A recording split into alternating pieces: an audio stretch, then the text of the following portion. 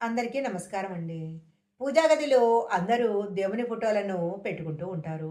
అలాగే కొన్ని వస్తువులు పూజా గదిలో పెట్టుకున్నట్లయితే లక్ష్మీదేవి యొక్క అనుగ్రహం లభిస్తుందని చాలా వస్తువులను పూజా గదిలో పెట్టుకుంటూ ఉంటారు.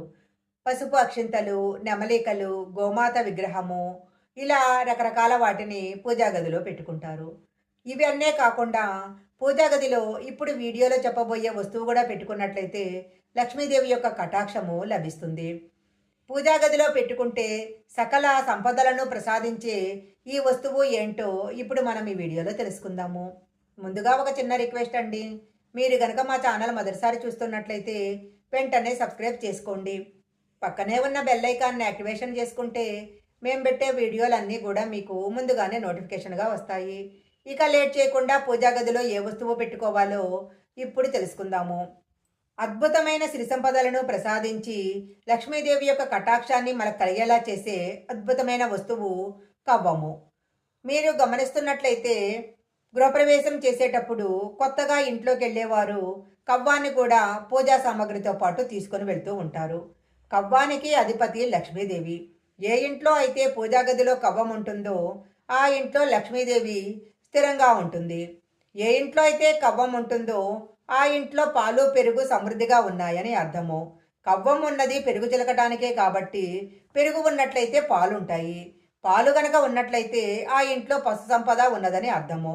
పశుధనం ఉన్నది అంటే వారికి పొలం ఉంది అని అర్థము. పొలం ఉన్నదంటే వారికి సిరి సంపదలున్నాయి అని అర్థము. ఎందుకంటే పాలు పెరుగు సిరి సంపదలు ఏవీ లేని వారికి కవ్వంతో ఎలాంటి పని ఉండదు. అందువలన కవ్వం గనక ఇంట్లో ఉన్నట్లయితే ఇంత విశేషమైన లాభము కలిగిస్తుంది. ఒక చెక్క కవ్వాన్ని పూజా గదిలో పెట్టుకున్నట్లయితే చాలా మంచిది. పూజా గదిలో ఎట్టి పరిస్థితిలో స్టీలు కవ్వాన్ని కానీ ఇనప కవ్వాన్ని కానీ పెట్టుకోకూడదు. ఒక చెక్క కవ్వం కొనుక్కొని దానికి కొంచెం గంధము కుంకుమ బొట్టు పెట్టి పూజా గదిలో పెట్టుకోవాలి. అలాంటప్పుడు ఇలా గనక పెట్టుకున్నట్లయితే ఇంట్లో లక్ష్మీదేవి స్థిరంగా ఉంటుంది. ఎన్ని బిల్డింగులు ఉన్నాయి, ఎన్ని కార్లు ఉన్నాయి, ఎన్ని బ్యాంకులు ఉన్నాయని చూసి ఈ రోజుల్లో ఆ వ్యక్తి శ్రీమంతుడు అని చెప్తున్నారు. అయితే పూర్వకాలంలో మాత్రము ఇంటి ముందు ఎంత పశు సంపద ఉంటే వారంతా శ్రీమంతులు అని గుర్తు. అంటే వారికి అన్ని పొలాలున్నాయి, ఎన్ని ఎకరాలున్నాయి అని గుర్తు. ఆ ఇంట్లో పాడి పంటలు పశు సంపద ఉంది అని గుర్తు. లక్ష్మీదేవి కవ్వం రూపంలో ఇంట్లో గనక ఉన్నట్లయితే సిరి సంపదలు తప్పకుండా కలుగుతాయి. ఖచ్చితంగా పూజా గదిలో కవ్వాన్ని పెట్టుకోవాలి. ప్రతిరోజు కుదరకపోయినా కనీసం వారంలో ఒక్కరోజైనా చెక్క కవ్వంతో పెరుగును చిలకాలి.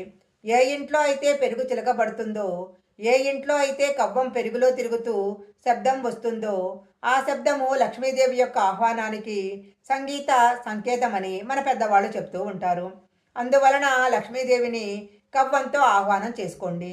ఈ వీడియో కనుక మీకు నచ్చినట్లయితే లైక్ చేయండి, షేర్ చేయండి. ఇలాంటి మరిన్ని వీడియోల కోసం మా ఛానల్ సబ్స్క్రైబ్ చేసుకోండి.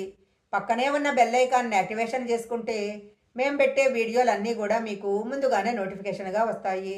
మరొక మంచి వీడియోతో మళ్ళీ కలుసుకుందాం.